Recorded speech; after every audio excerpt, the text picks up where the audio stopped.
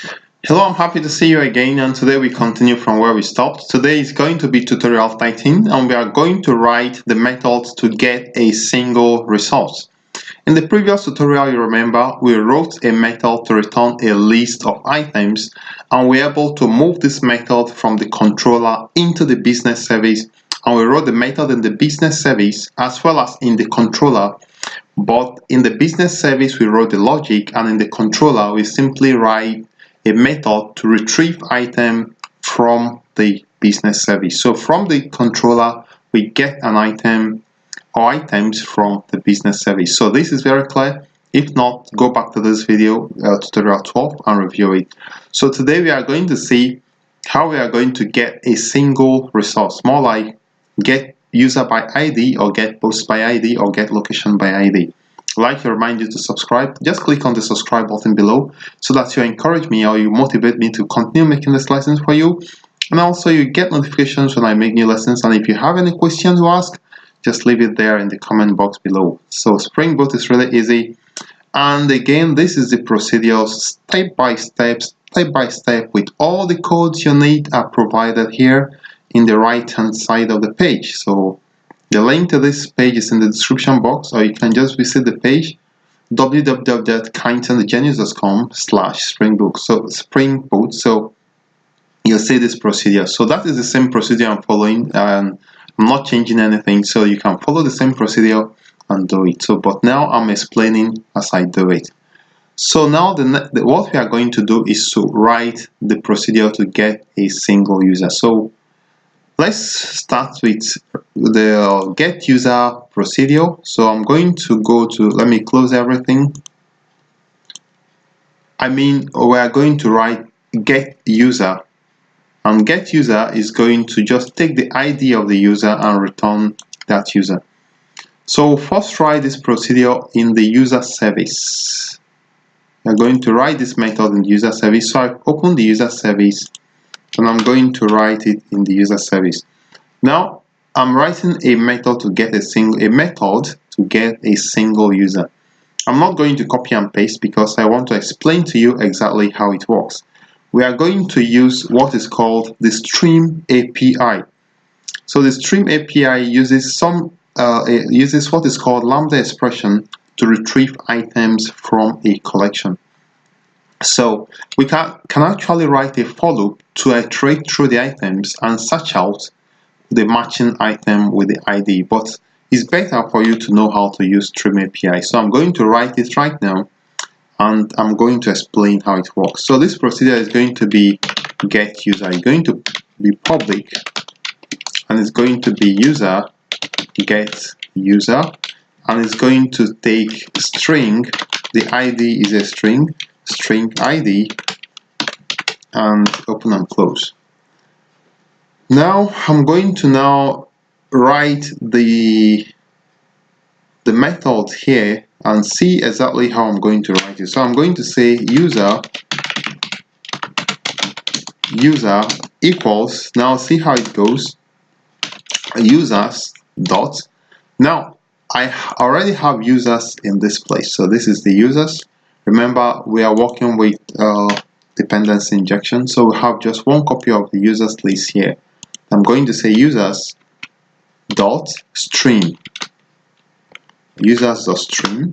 okay, and now you have to like to indent, so dot filter, right? So now you are going to specify a lambda expression t such that id dot equals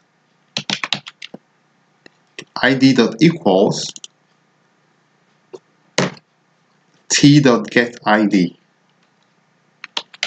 So what we are doing now is we are saying this passing the ID that is passing as parameter, we are going to filter such that the ID is equal to the ID coming from the users list. So this T is just a predicate used to search the users list. So the passing ID must be equal to so this is actually equal c.getID. And then the next thing we are going to do dot find first. So let's find first. So after finding first, then the next thing you want to do or else is, and we are going to return null. So if it doesn't find anything, it's going to return null. So after that, we are simply going to return the user. So what you can do is write this a couple of times and see how it works, and you are going to become clear. For now, it may not be very clear, but just write it a couple of times. Type it out by yourself. Don't copy and paste, because the more you type it, the more it becomes clearer to you. Alright, so we've written this. So we now go to the user controller and then write the method as well. So it's going to be public user get user and take string ID, and the same way we are going to return, this time we are going to return user service dot get user, and then we pass in the same ID. Now, where is this ID coming from? This ID is coming from the URL parameter. Okay, so when we did a request to /users, we are getting all the users, but this time we are doing a request to /users / the user ID, or a request to /users / the user ID. Take for instance, I can do a request mapping. So the mapping is going to be value is equal to, so I'm going to be say /users / and then an ID can be U1 and it returns the first user, or I can say U2. But if I do this, it's hard coded. So I want to make it in such a way that whatever ID is there, it will recognize it and search out that user. So I'm going to use a parameter or an argument. So to specify an argument, you simply use curly braces to enclose the argument and place the argument inside the curly braces. All right.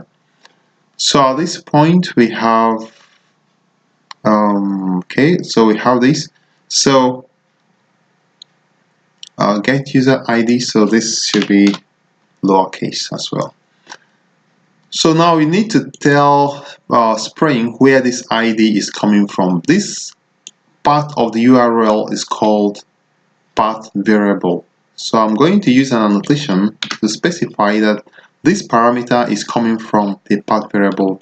So I'll simply say at path variable. So that is how you tell Spring that this argument or this parameter comes from the path variable, and simply import it. Alright, so I'm going to save it, and I'm going to do the same thing for the location controller as well as for the post controller. Okay, so if everything works well, we'll be fine.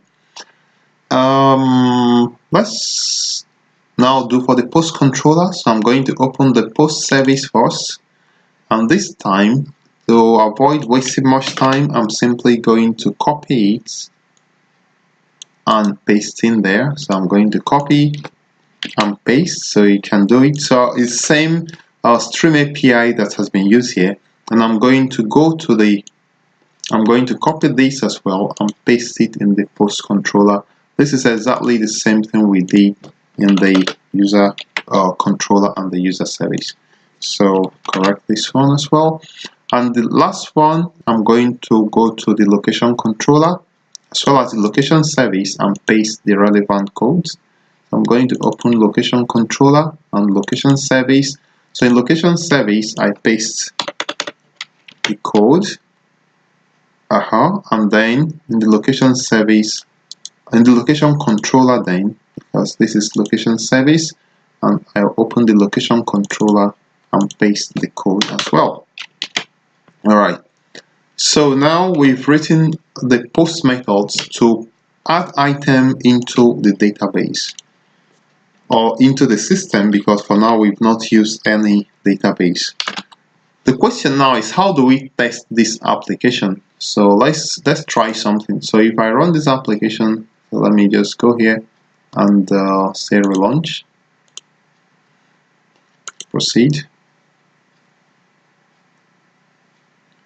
So let's see, I think everything is going fine, good. Do we have an error message anywhere? Okay, I'm going to close this. Okay, so I'm going to save and I'm going to stop it, and I'm going to relaunch it as well.